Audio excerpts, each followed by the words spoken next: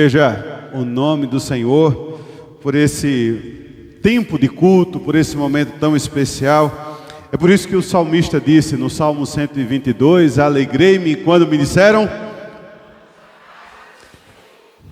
Pela teologia do Novo Testamento, nós não vamos à casa porque nós somos a casa do Senhor. Mas o domingo é um dia especial, é o dia da ressurreição, é o dia em que o povo de Deus se reúne para que em uma só voz o nome do Senhor seja exaltado e glorificado. Pastor Gamaliel leu nessa manhã o Salmo de número 150 e nos falou, dessa condição da mensagem com imagens, talvez reportando, meu querido amigo pastor Edson Levi, os instrumentos da cultura judaica, as imagens da cultura judaica. Mas desde que não cometamos heresia e nem forcemos o texto sagrado, nós podemos entender e aplicar a palavra do Senhor a partir também da nossa cultura. E um autor desconhecido fez uma adaptação do Salmo 150 na linguagem nordestina. E a irmã Rebeca vai projetar ali, porque o texto diz o seguinte: louvado seja o Senhor. Louve a Deus lá na igreja e também debaixo do céu arretado do sertão. Louve Ele pelos seus feitos grandes, pela bênção que não nos faltam e pela força que dá no meio da luta. Louve com a sanfona puxando fole, com a zabumba marcando o passo e o triângulo tinindo ligeiro. Batam palma, meu povo, cantem com alegria no coração, seja na roça, na cidade, no interior ou no sertão. Oxente, não fique calado não, é dia de dar glória a Deus, glória a Deus, aleluia, louvado seja o nome do Senhor, porque de todas as formas, em todas as línguas, o nome do Senhor será louvado e será exaltado, amém? Então não temos adufes, não temos instrumentos retumbantes, mas temos sanfona, zabumba, triângulo, que são os instrumentos que Deus nos deu, e com estes nós também louvamos o nome do Senhor, amém? Depois desse momento nós teremos brevemente um tempo institucional. Ontem nós falamos dos eventos que teremos nesses próximos dias enquanto Associação Batista Itapetinguense, e rapidamente gostaria de lembrá-los acerca desses eventos. Oramos hoje pela manhã pelo calendário da nossa associação, e os irmãos são parte de tudo isso que acontecerá nestes próximos dias. 7 de março nós teremos o nosso Conexão Missionária. Os irmãos estão vendo aí a projeção do templo da primeira Igreja Batista de Tororó. Março é o mês de missões mundiais. E o objetivo do Conexão Missionária é conectar a igreja local à obra missionária. Tudo aquilo que Deus tem feito no mundo. E quando pensamos na evangelização dos povos, nós nos colocamos, ou Deus nos coloca, diante de muitos desafios quanto à evangelização. Povos que ainda não conhecem o nome do Senhor, povos que não possuem um exemplar da Bíblia em sua língua natal, e é por isso que nós precisamos orar, precisamos mobilizar em prol da evangelização das nações. Então, através do Conexão, a igreja local tem a oportunidade de conhecer esses desafios, de ouvir um missionário, alguém que está lá, e neste Conexão Missionária teremos a oportunidade de recebermos um missionário alcançado pelo trabalho de evangelização, um ex-muçulmano, um homem que desde o seu nascimento foi planejado, projetado e educado para ser um homem bomba, mas que para a glória do Senhor foi alcançado pelo Evangelho, e agora é alguém que proclama a palavra do Senhor. Então, próximo dia 7 de março, a partir das 14 horas.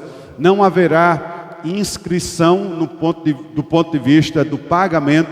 É um congresso gratuito para que toda a igreja, especialmente os ministérios ligados à promoção missionária, estejam conosco. O segundo evento, agora em março também, o 27º Encontro das Mulheres Batistas da nossa associação. Este é um evento bastante consolidado em nossa ABI. Teremos a oportunidade de recebermos a irmã Raquel Zanotti, que é a atual diretora executiva das Mulheres Batistas do Brasil, já usando esta nova nomenclatura. Então, todas as mulheres desta igreja estão convocadas, intimadas, encorajadas a participarem. E em abril, o acampamento regional das Mensageiras do Rei. Teremos a oportunidade de recebermos a irmã Andréia Silva, que é a coordenadora das Mensageiras do Rei da capital da Associação Batista do Salvador, e será um tempo especial para as meninas, para as Mensageiras do Rei, ali na Igreja Batista Filadélfia, em Itarantim. Assim, contamos com a participação, com a representação desta igreja nesses eventos. E queremos trazer também uma palavra especial. Ontem transmitimos uma palavra em nome da ABI, mas queremos estender essa palavra em nome da Convenção Batista Baiana. Até julho, nós estamos na diretoria como terceiro secretário, quando haverá a assembleia e a eleição para a diretoria para o próximo biênio, mas até lá nós estamos também nessa missão de representar a convenção. E semana passada estivemos em reunião e falamos para o nosso presidente, pastor Erivaldo Barros de Oliveira, que estaríamos aqui, e ele pediu que então transmitíssemos um abraço e também as felicitações de todos os batistas baianos. Então, ontem os irmãos foram abraçados pelos batistas intapetinguenses, e hoje pela manhã sintam-se abraçados por todos os batistas baianos. E a nossa palavra de louvor a Deus e também de felicitação à igreja pelos 86 anos de existência e organização nesta cidade. Amém? Findando então esse momento institucional, nós vamos ler a palavra do Senhor nesta manhã. Ontem nós iniciamos esta série de mensagens olhando para a introdução, para a saudação, para as informações, as palavras iniciais do apóstolo Paulo, quando escreveu a primeira carta aos Coríntios. E hoje pela manhã continuaremos olhando para aquilo que o apóstolo Paulo falou a esta igreja e aquilo que Deus nesta manhã fala aos nossos corações. Então, sentado como os irmãos e as irmãs estão, abram as suas Bíblias, 1 Coríntios, capítulo 1. Agora iremos avançar um pouco mais. Nós leremos a partir do versículo 10 até o versículo de número 17. 1 Coríntios, capítulo 1, a partir do versículo 10 ao versículo de número 17. Compartilhe a Bíblia, se de repente tem alguém perto de você sem acesso ao texto sagrado. 1 Coríntios, capítulo 1, a partir do versículo 10, nos diz a palavra do Senhor. Irmãos, peço pelo nome de nosso Senhor Jesus Cristo, pelo nome do nosso Senhor Jesus Cristo, peço-lhes que todos estejam de acordo naquilo que falam e que não haja divisões entre vocês. Pelo contrário, que vocês sejam unidos no mesmo modo de pensar e no mesmo propósito. Pois, meus irmãos, fui informado a respeito de vocês por alguns membros da casa de Cloe, de que há brigas entre vocês. Versículo 12. Refiro-me ao fato de cada um de vocês dizer: eu sou de Paulo, eu sou de Apolo, eu sou de Cefas, eu sou de Cristo. Será que Cristo está dividido? Será que Paulo foi crucificado por vocês? Ou será que vocês foram batizados em nome de Paulo? Dou graças a Deus por não ter batizado nenhum de vocês, exceto Crispo e Gaio, para que ninguém diga que vocês foram batizados em meu nome. Batizei também a casa de Estefanas. Além destes, não me lembro se batizei algum outro. Afinal, Cristo não me enviou para batizar, mas para pregar o Evangelho, não com sabedoria de palavra, para que não se anule a cruz de Cristo. Que o Senhor aplique a sua palavra em nossos corações. Amém? Ontem, repetimos e falamos uma sentença que é um resumo, que é aquilo que traz a mensagem daquilo que nós estamos meditando. Igreja, povo chamado por Deus, santificado por Cristo para viver em unidade. Igreja, povo chamado por Deus, santificado por Cristo para viver em unidade. Assim, ontem começamos a meditar no texto sagrado, a pensar na forma de como Deus dirige a sua igreja, como Deus dirige a história do seu povo. E por isso que começamos falando sobre esse contexto comum a aniversários de igreja. Relembrarmos o passado, glorificarmos a Deus pelo presente, mas esperarmos com expectativa aquilo que Deus nos dará no futuro. Uma vez que a missão da igreja continua a mesma missão que encorajou aqueles que aqui chegaram há 86 anos atrás, é a mesma missão de nós que estamos no presente. É por isso que, diante de todos os desafios, o Senhor continua fiel. Mas o Senhor também continua chamando o seu povo, chamando a sua igreja. E ontem falamos acerca deste propósito. E quem esteve deve se lembrar que o chamado de Deus para o seu povo é um chamado à santificação e à comunhão. Chamados à santificação, chamados à comunhão.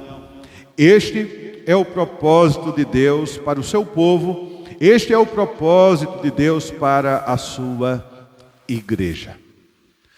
Voltando os nossos olhos para o texto sagrado, depois que Paulo elogiou a igreja em Corinto, depois que Paulo relembrou aquilo que Deus fez em favor do seu povo, em favor da sua igreja, através de Cristo, ele começa então agora a tratar os problemas da igreja. E qual foi o primeiro problema que Paulo tratou na carta que ele escreveu à igreja em Corinto? Divisão. Falta de unidade. A igreja em Corinto havia perdido a percepção de Cristo e da obra que Cristo realizara em favor da igreja. E Paulo então chama este problema como falta de unidade. Veja os versículos 10 e 11. Irmãos, pelo nome de nosso Senhor Jesus Cristo, peço-lhes que todos estejam de acordo naquilo que falam e que não haja divisões entre vocês. Pelo contrário, que vocês sejam unidos no mesmo modo de pensar e no mesmo propósito. Pois, meus irmãos, versículo 11, fui informado a respeito de vocês, por alguns membros da casa de Cloe, de que há brigas entre vocês. Depois de apontar de forma muito precisa, de forma muito cirúrgica, um dos problemas da igreja em Corinto, que é divisão, falta de unidade, o apóstolo Paulo, inspirado por Deus, começa a tratar deste tema. E como o versículo que fundamenta o tema do aniversário da igreja até que sejamos um, está nesta perícope. Nós vamos então meditar neste texto, nesta manhã. A palavra divisão, ela tem no seu sentido original no grego, o mesmo significado de rasgar um tecido. Quem trabalha com costura sabe muito bem o que é isso, né? Quando a gente pega o tecido e rasga. Esta ação de rasgar o tecido, ela tem um sentido da palavra grega que Paulo usa aqui para divisão. Assim nós entendemos que quando Paulo fala deste problema, nos capítulos 1, 2, 3 e 4 desta primeira carta em Corinto, em outras palavras, o apóstolo Paulo diz que dividir ou trazer divisão ou viver na igreja com falta de união e unidade é a mesma coisa que rasgar a própria igreja. Como se a igreja fosse um tecido e a falta de unidade trouxesse então esta condição de rasgarmos a igreja. Paulo está dizendo que a igreja sem unidade é como um tecido rasgado. É isso que a igreja em Corinto estava fazendo. Eles estavam rasgando o propósito de Deus para o seu povo. Eles estavam rasgando o propósito de Deus para a igreja. Porque viver a igreja sem unidade é rasgar aquilo que Deus deseja para o seu povo. É por isso que Paulo vai dizer nos versículos 10 e 11: antes sejais inteiramente unidos e na mesma disposição mental e no mesmo parecer. Na versão que nós lemos, que é a NAA, ela fala acerca de um mesmo pensar, mas também no mesmo propósito. Porque quando a igreja não tem unidade no seu propósito, ela vive como um tecido rasgado. Eu me lembro, e essa imagem, esse vídeo, circulou vários canais, numa partida de futebol. Depois que um jogador se contundiu, se machucou, o juiz autorizou que os maqueiros entrassem para levar aquele jogador contundido. E os maqueiros entraram no campo, colocaram o jogador na maca, levantaram a maca, mas na hora de sair, o maqueiro foi para uma direção, o outro maqueiro foi para outra direção. Qual foi o resultado? Derrubaram o jogador da maca. Esta é a realidade de uma igreja desunida. Esta é a realidade espiritual de uma igreja que não tem unidade como valor essencial. É um tecido rasgado. É falta de propósito. É uma falta de unidade naquilo que a igreja precisa ser e naquilo que a igreja precisa fazer. Pergunto aos irmãos e irmãs reunidos aqui nesta manhã: qual é o perigo de vivermos como igreja sem unidade? Qual é o perigo de vivermos como igreja sem este mesmo senso de pensamento e de propósito? Não termos a direção de Deus. Porque a unidade ou a falta da unidade vai gerar os nossos propósitos para a igreja e não o propósito de Deus. A falta de unidade vai gerar aquilo que eu quero para a igreja e não aquilo que Deus quer para a igreja. Tem uma música que recentemente ela foi muito cantada. Estamos de pé, do Marcos Salles. E essa música diz o seguinte, em um trecho dela: a perseguição não parou a igreja, o Coliseu não parou a igreja, os leões não pararam a igreja do Senhor, o inferno não pode prevalecer. vamos avançar, não vamos parar de crescer. Ninguém pode parar a igreja do Senhor. E a verdade, perseguição, coliseu, leões, inferno, nunca pararam e nunca hão de parar a igreja do Senhor Jesus Cristo. Só que tem um detalhe que eu preciso lembrar aos irmãos e irmãs nesta manhã. Coliseu, inferno, leões, perseguições são inimigos externos da igreja. E nenhum inimigo externo vai parar a igreja. Grave isso. Coliseu, leões, inferno, perseguição são inimigos externos. Estão do lado de fora, não entram. E é por isso que nenhum desses inimigos não param a igreja. Só que a falta de unidade não é um inimigo externo. A falta de unidade, a divisão, a desunião na igreja é um inimigo interno. E precisamos reconhecer: inimigos internos param a igreja do Senhor. Pastor Pascoal Piragini Júnior, pregando agora na Assembleia da Convenção Batista Brasileira, falando sobre unidade por causa do tema da convenção, somos um, à luz de João 17:11, ele disse: a falta de unidade paralisa a igreja do Senhor. Olhando para a igreja de Corinto, nós podemos concluir que esta era uma igreja que avançava? Olhando para a igreja de Corinto, nós podemos concluir que esta era uma igreja que crescia?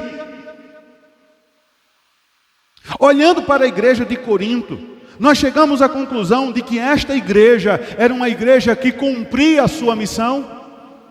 Talvez os leões nunca pararam a igreja de Corinto, talvez as perseguições nunca pararam a igreja de Corinto, mas as divisões fizeram com que a igreja não avançasse. Quer ver a prova? Versículo de número 12 do texto que nós lemos. Refiro-me, diz Paulo, ao fato de que cada um de vocês dizem: eu sou de Paulo, eu sou de Apolo, eu sou de Cefas, eu sou de Cristo. Paulo menciona 4 partidos dentro da igreja de Corinto. Nenhum estudioso, nenhum comentarista bíblico do Novo Testamento consegue mensurar a membresia desta igreja. Mas Paulo fala daquilo que ele soube. E tem um detalhe aqui, também ligado a divisões. Paulo não soube o que soube por fofoca. Esse é um detalhe do texto sagrado. Porque Paulo disse o que soube e por quem soube.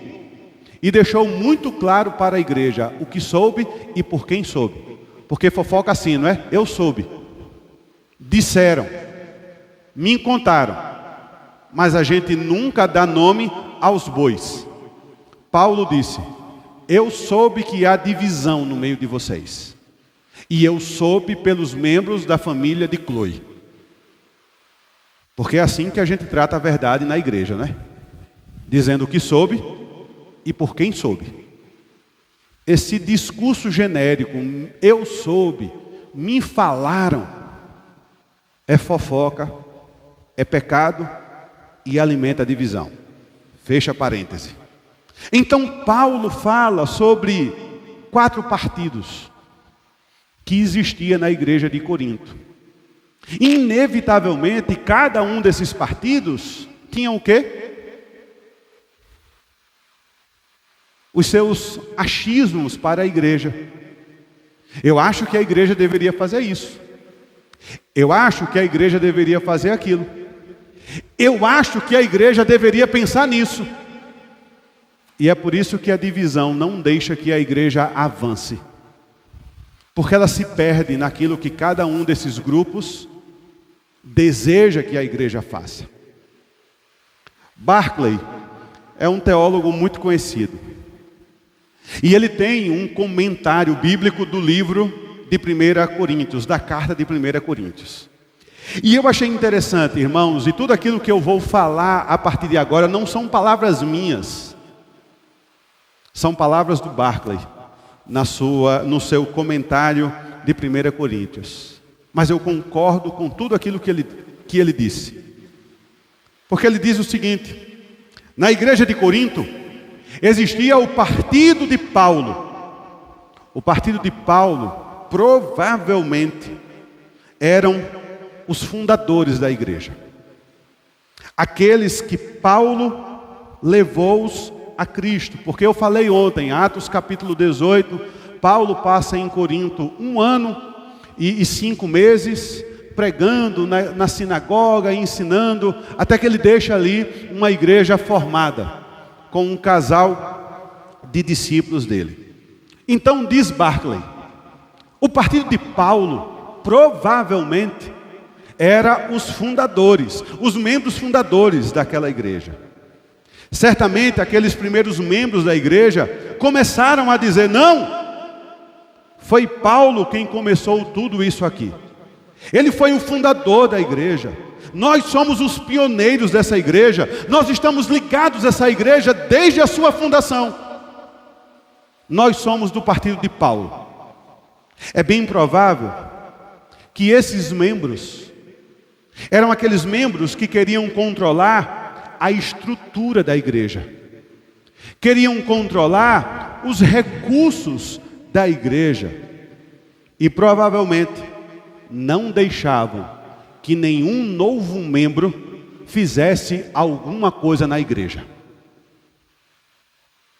Não deixavam que algum novo membro fizessem alguma coisa na igreja.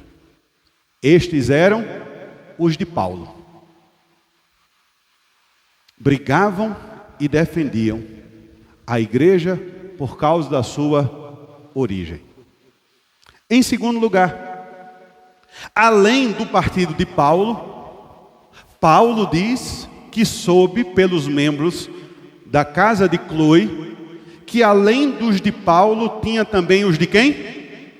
Olha aí na sua Bíblia, olha no texto sagrado, além dos de Paulo, tinha também os de Apolo. Apolo, segundo outros textos bíblicos, ele era de Alexandria. No contexto em que Paulo está escrevendo a Corinto, Alexandria era a segunda maior cidade do mundo. Alexandria era o centro da atividade intelectual. Os alexandrinos, como eles gostavam de ser conhecidos, eram entusiasmados com a elegância literária, as palavras rebuscadas. Eles, inclusive, intelectualizaram o cristianismo. Os que diziam pertencer a Apolo, provavelmente, eram os intelectuais da igreja de Corinto. Eram aqueles que lutavam para o cristianismo, para que o cristianismo se convertesse rapidamente a uma filosofia, em vez de ser uma religião. Apolo, segundo Atos capítulo 18, se torna um grande orador, um homem de influência na palavra. Mais tarde, Apolo foi discipulado por Áquila e Priscila, de acordo com Atos 18, 26. É muito provável que o grupo de Apolo tenha sido o grupo dos intelectuais, daqueles que gostavam de um discurso bem elaborado, eloquente e cheio de beleza retórica. Este grupo provavelmente queria construir uma elite cultural, filosófica, dentro da igreja de Corinto. Os de Paulo, os fundadores. Os de Apolo, os intelectuais. Paulo diz que existia os de Paulo, os de Apolo mas existia também os de quem? Os de Cefas, que é Pedro. O partido de Pedro, segundo Barclay, era possivelmente composto pelos judeus e também pelos prosélitos, que eram judeus, mas que acreditavam na circuncisão. Muitos gentios aderiram à fé judia e eram chamados de pessoas tementes a Deus. Essas pessoas iam à sinagoga, estudavam a lei e observavam os ritos judaicos.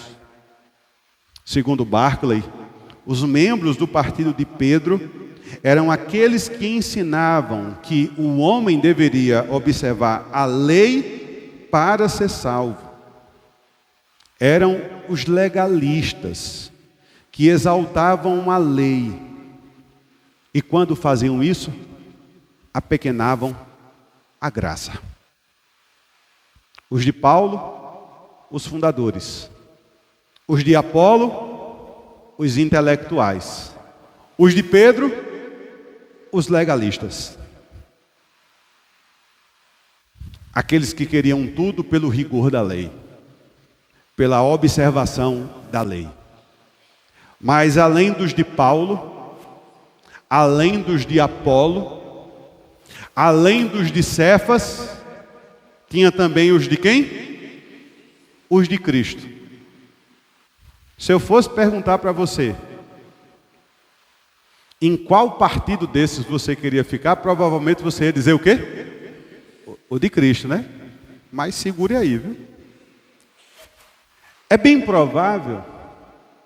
provável que este partido, com o nome mais bonito, fosse o mais problemático. Diz Barclay. Porque era o partido exclusivista. Os membros deste grupo provavelmente evidenciavam um orgulho espiritual sutil, dando a entender que eles eram os únicos verdadeiramente cristãos. Porque entre Paulo, Apolo e Pedro, eles preferiram Cristo. Talvez fosse o grupo dos que se consideravam iluminados e espiritualmente capazes. Talvez aqueles que falavam que nem mesmo precisavam de líderes sobre eles, porque eles conheciam a Deus, porque eles conheciam a palavra de Deus e não se submetiam a nenhuma liderança humana. Paulo, Apolo, Pedro e Cristo. 4 partidos que paralisaram a igreja do Senhor em Corinto. Você se identifica com algum? Misericórdia. Misericórdia. De mim e de todos nós. Mas para resolver esse problema tão grave, tão carnal na igreja, Paulo fez 3 perguntas. 3 perguntas retóricas à igreja em Corinto. Paulo pergunta, você pode olhar no texto sagrado, versículo 13. Cristo está dividido?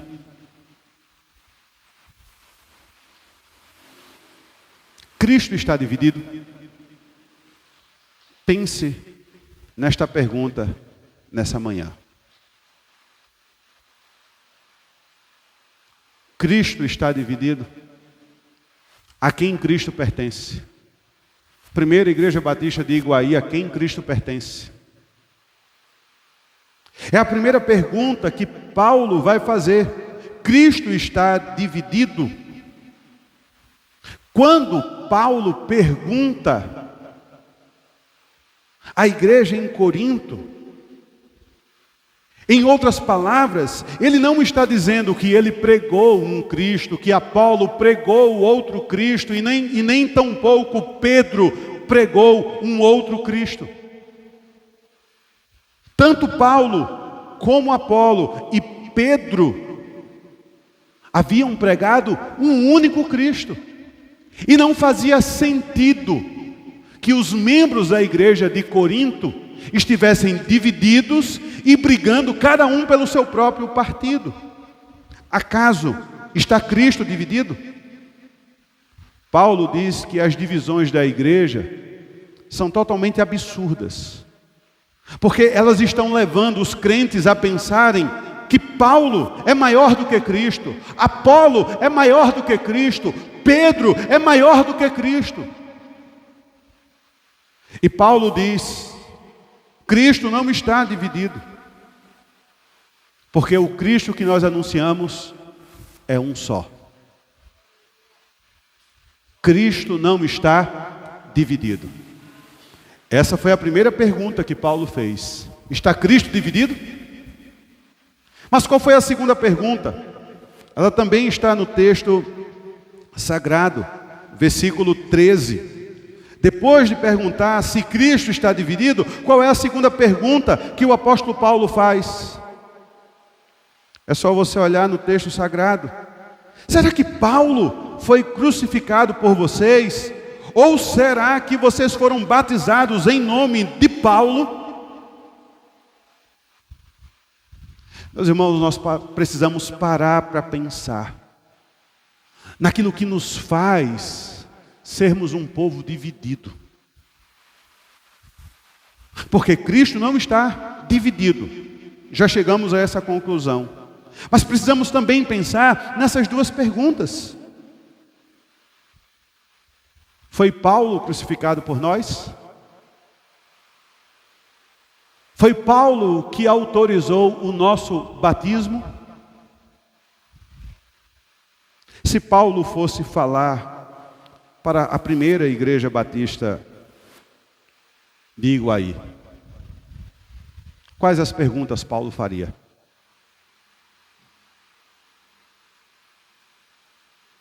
Quem foi que morreu por vocês? Quem foi que deu a autoridade para que vocês fossem batizados? O evangelho é de quem? As boas novas pertencem a quem? A igreja pertence a quem? Todas essas respostas apontam para uma única pessoa: Cristo. Todas essas respostas apontam para uma única pessoa: Cristo. E na verdade, o que Paulo está dizendo à igreja em Corinto é que diante de Cristo, todas as divisões se dissipam. Diante de Cristo, toda falta de unidade cai por terra. Porque foi Cristo que morreu por nós. Foi Cristo que deu a sua vida pela igreja. Foi por causa do evangelho de Cristo que a salvação chegou até nós. E foi por causa da ressurreição de Cristo e da sua vitória sobre a morte que nós temos a promessa da glorificação. É interessante olharmos para o texto sagrado, percebermos que nós podemos até ter pontos de divergência. Os fundadores podem ter percepções do presente diferente daqueles que estão chegando agora. Quem veio de realidades diferentes podem ter percepções da igreja de forma diferente. Quem é simpático à teoria A ou à teoria B pode ter percepções da igreja diferente de outros. Nós podemos e até temos divergências. Mas diante de Cristo, diante daquilo que Cristo fez, diante do seu amor, diante da sua graça e diante da sua autoridade, toda divisão se dissipa. Porque todos nós somos discípulos dele. Foi Ele que fez a obra redentora. Foi Ele que levou os nossos pecados no madeiro da cruz. É por isso que Paulo vai dizer no versículo 17: afinal, Cristo não me enviou para batizar, mas para pregar o Evangelho, não com sabedoria de palavra, para que não se anule a cruz de Cristo. O início é Cristo e o final é Cristo. Não combinei nada com o pastor Edson Levi, mas ele terminou esse momento de cânticos, exaltando a cruz de Cristo e aquilo que Cristo fez por mim e por você. E Paulo deixou isso muito claro. É por causa da cruz, é por causa da mensagem da cruz, que nós precisamos ser um. É por causa da cruz, é por causa da mensagem da cruz. É quando vamos entender o que Paulo vai falar nos capítulos 2, 3 e 4. Quando ele também trata sobre esse problema da divisão. Porque na perspectiva de Paulo, se diante de Cristo toda divisão se dissolve, só existe, irmãos, e preste atenção, só existe uma justificativa para que a igreja do Senhor continue dividida: a prevalência da carne. Só existe um motivo que justifica a permanência de partidos dentro da igreja: a obra da carne, a falta de um coração convertido. Porque diante de Cristo, toda divisão, diante de Cristo, toda diferença cai por terra. Recentemente eu falei lá em nossa igreja, e está gravado no YouTube, se depois os irmãos quiserem lá conferir. 1º domingo de fevereiro, pregando sobre unidade. Na aplicação, trazendo sobre unidade, falando sobre unidade, até que sejamos um, porque Jesus orou pela nossa unidade. Eu pedi permissão aos irmãos para abrir um parêntese e dizer para eles o seguinte: esse ano é um ano difícil. É um ano de eleições gerais. E mais ou menos a gente sabe como que vai ser a igreja lá para julho, agosto, setembro. Eu ouvi de igrejas em Itapetinga, de um lado, bolsonaristas, do outro lado, lulistas. Eu ouvi de crentes que não falavam com quem era da ideologia político-partidária diferente da sua. Meus irmãos, o que a Bíblia está nos ensinando, nas palavras reveladas e inspiradas por Deus, quando Paulo escreveu à igreja em Corinto: se a cruz de Cristo não nos unir, não existe nada que nos una no mundo. Não é a posição ideológica política que me une aos irmãos. Não é a preferência do time de futebol que nos une. Nós podemos ser diferentes, mas aquilo que nos une é maior do que aquilo que nos separa. A cruz de Cristo, o amor de Cristo e aquilo que Cristo fez por nós na cruz.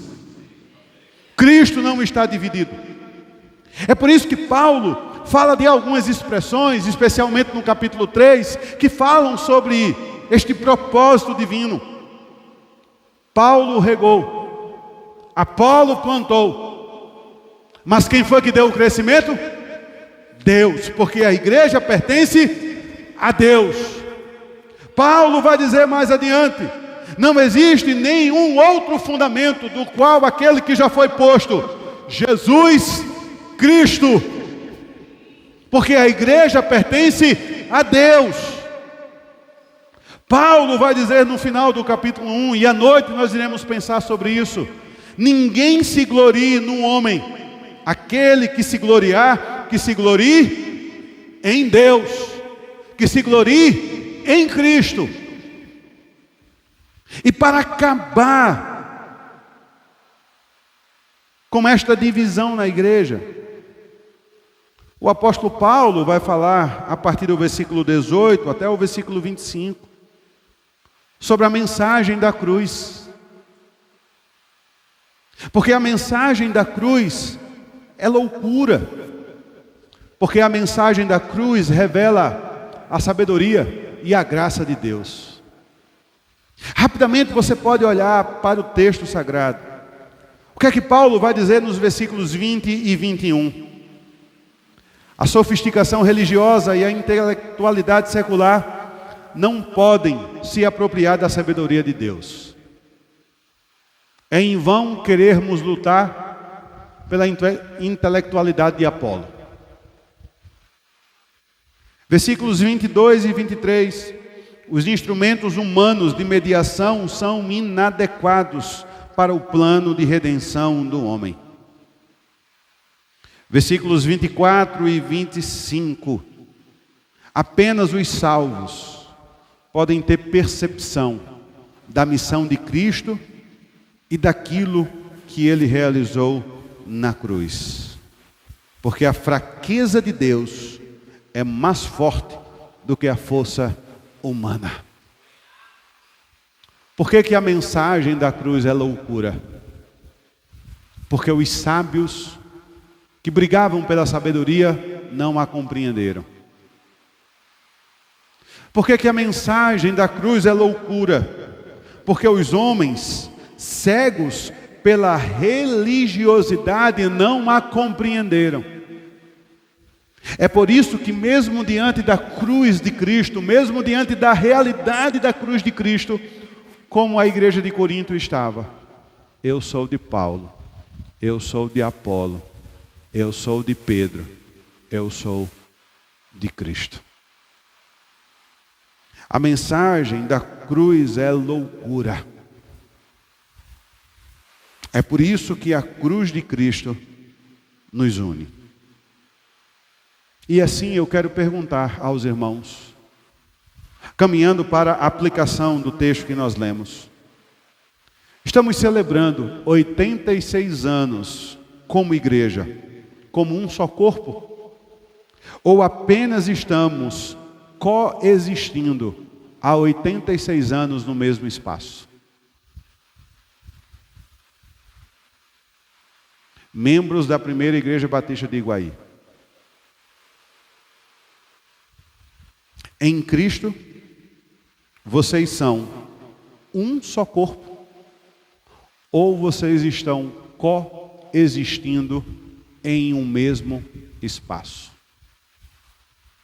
Fica esta pergunta reflexiva para a igreja. Assim, o texto sagrado nos leva a pensarmos sobre alguns desafios. E o primeiro desafio, eu não havia combinado nada com o pastor Gamaliel, mas ele colocou na pastoral. Quem leu vai lembrar-se. Unidade é um apelo urgente. Versículo 10. Paulo roga que não haja divisões, mas que todos sejam unidos no mesmo pensar e no mesmo propósito. Precisamos entender, irmãos e irmãs, que a unidade não é algo automático, não é algo que nasce sem intencionalidade. Precisamos entender que unidade é um valor espiritual e somente através de Cristo nós a teremos. Eu sei que depois do culto nós teremos um almoço. Mas eu queria dizer para os irmãos, almoço não gera unidade. Feijoada não gera unidade. Churrasco não gera unidade. A unidade vem da mensagem da cruz de Cristo. A unidade vem fruto de um coração convertido e restaurado. Mas a unidade também vem a partir da nossa busca intencional. Então, nesta celebração, neste aniversário, Deus concede à primeira Igreja Batista de Iguaí um momento especial de alinhar visão e propósito, até que sejamos um. E nesta manhã, a igreja tem a oportunidade de fazer uma decisão: decidir pela unidade. Decidir pela unidade. Em segundo lugar, nós aprendemos com o texto sagrado. As divisões, elas nascem a partir das preferências humanas. Eu sou de Paulo, eu sou de Apolo, eu sou de Pedro, eu sou de Cristo. Lembram daquilo que Deus falou ao nosso coração ontem à noite? A igreja, ela pertence a quem? A igreja pertence a quem? É por isso, e veja como a palavra do Senhor, ela é poderosa. Particularmente, pastor Gamaliel, eu sou da exposição bíblica. E a exposição bíblica nos dá esta tranquilidade. A gente não escolhe texto para pregar. Talvez se a sua mente um tanto pecaminosa estiver pensando assim: isso é mensagem carapuça, é porque de repente o pastor Gamaliel falou com o pastor Neilton. Peça perdão a Deus, porque na exposição bíblica a gente não escolhe o que vai pregar, porque toda a Bíblia é palavra de Deus. E eu acredito que de Gênesis 1 até Apocalipse capítulo 22, tudo que tem na Bíblia é palavra de Deus. É por isso que a gente precisa pregar tudo. O que é que o texto bíblico nos ensina? As divisões são frutos da preferência humana. É por isso que nós não podemos ser a igreja de um pastor, a igreja de uma geração, a igreja de uma liderança. Não podemos ser a igreja de um estilo de culto, porque nós somos diversos. Nós somos diversos. O mesmo Deus que recebe a adoração daqueles que o adoram de forma contemplativa é o mesmo Deus que recebe a adoração daqueles que o adoram de forma efusiva. E agora, irmãos, eu preciso falar não acerca da realidade desta igreja, mas acerca da realidade da igreja do Senhor Jesus Cristo. O mundo cada vez mais está vivendo a partir de predileções. O mundo está perdendo a capacidade de dialogar com o diferente, de se relacionar com o diferente, de pensar com o diferente. E parece que a igreja está querendo absorver isso. E aí sabe onde é que nós iremos parar? Igreja Batista dos que não batem palma. Lá só entra quem não bate palma. Igreja Batista dos que batem palma, porque nessa quem não bate palma não é aceito, só quem bate palma. Igreja Batista dos que batem palma e dão glória a Deus. Nesta igreja somente os que batem palma e dão glória a Deus. Irmãos, nós não somos uma igreja de estilo de culto, nós somos a igreja do Senhor Jesus Cristo. Desde que seja feito tudo com ordem e decência, e fruto de um novo coração, como é o culto racional, removamos rótulos que nos separam. Gerações passam, membros passam, mas a igreja do Senhor permanece. E nós somos a igreja do Senhor. Amém? Nesses 86 anos, quem está aqui desde o início? Nesses 86 anos, quem está aqui desde o início? Muito bem, muito bem.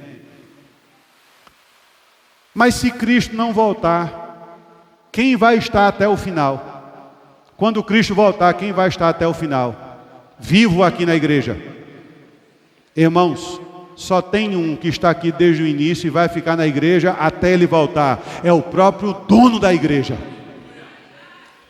Porque todos nós vamos passar. Reconhecemos a história daqueles que passaram. O que seria de nós se não fosse aqueles que primeiro aqui chegaram? Não teríamos templo. Não teríamos história. Mas nós não podemos adorar a história. Não podemos venerar a estrutura.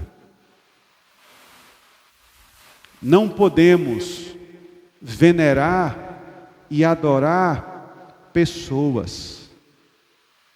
É por causa disso que nascem as divisões na igreja. Eu sou de Paulo. Eu sou de Apolo. Eu sou de Pedro e eu sou de Cristo. Nos lembremos, à luz do versículo 13, Cristo não está dividido. Cristo está dividido? Essa pergunta ecoa neste aniversário. Se Cristo é um, o seu corpo também deve o ser. E aí pensem comigo, a cruz é maior do que as nossas opiniões. O Evangelho é maior do que as nossas preferências. A missão é maior do que as nossas diferenças. Eu sei que todos nós somos diferentes. Eu sei que todos nós somos diferentes. Mas a missão que nos une é maior do que as nossas diferenças. Amém? Em quarto lugar, o Evangelho é o que nos une. Você pode dizer isso para a pessoa que está ao seu lado? O Evangelho é o que nos une. Se bater palma, nos distancia. Se torcer pelo Flamengo, nos distancia. Se ser de direita ou ser de esquerda, nos distancia. O que é que nos une? O Evangelho. O que é que nos une? Jesus. O que é que nos une? A cruz de Cristo. Então olhe para a pessoa que está ao seu lado com amor, com graça, com misericórdia e fale para ela: o Evangelho nos une. É o Evangelho que nos une. E assim nós entendemos, programações passam, lideranças passam, estruturas passam, mas a cruz permanece, o Evangelho permanece, a missão da igreja permanece. O que nos mantém unidos não é um método, mas sim uma mensagem. Até que sejamos um, precisamos ter na cruz de Cristo o nosso fundamento. Assim, meus irmãos, precisamos reafirmar todos esses valores no presente. Olhamos para o passado com alegria. Olhamos para o presente com gratidão.